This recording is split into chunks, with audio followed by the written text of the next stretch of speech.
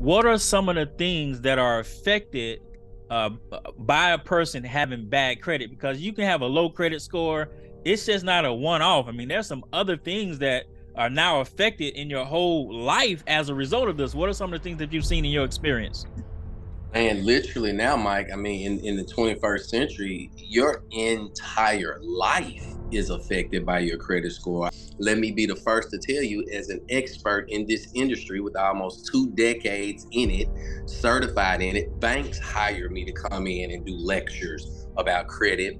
Your personal credit affects your business credit. It's called a PG, a personal guarantor. That is you, the person. Some human has to still be responsible for that business credit. Now, in time, can that business stand on its own? Eventually. But in the beginning, it's going to be contingent upon your personal credit scores.